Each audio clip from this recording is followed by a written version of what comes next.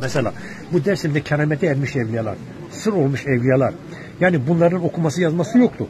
Yani araştırın tabii ki. Yani ben rivayete göre konuşuyorum. Bunlar okula gittiği de yoktu. Bunlar Arapça da bilmiyordu. Ama bunların kalbi o kadar temizdi ki Allah'ın en iyi kuluydu, en doğru kuluydu. Allah da onlara bu kerameti verdi. Bu keramete erdiler.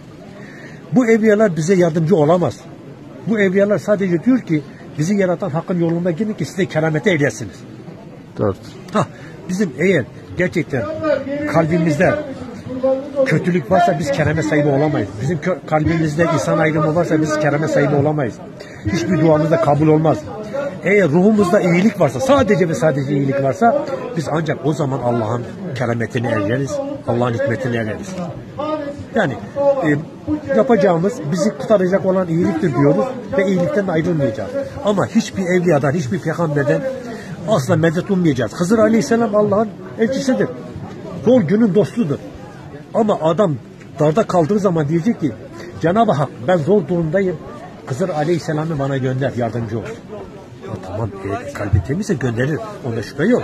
Çünkü bizi yaşatan o, bizi yani var eden Allah'tır. Bizi yaşatan da Allah'tır. Bizi huzuruna alıp ahiretine alan da Allah'tır. Başka bir varlık değil. Bir ismi de o haktır. Onu da bilelim. Yani benim söyleyeceğim şu, arkadaşlarımızla, canlarımızdan iyilikten ayrılmayalım. Her zaman iyilik yapalım, elimize gelir. Asla kötülüğe de fırsat vermeyin. Kötü insanlardan da uzak duralım.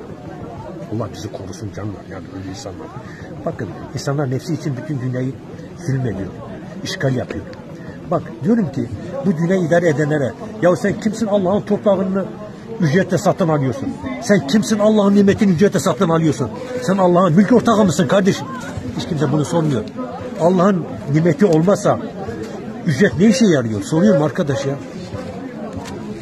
Herkesin bu Allah'ın nimetinde ihtiyacı kadar pay alma hakkı var. Bütün sadece kullarının değil, bütün canlıların.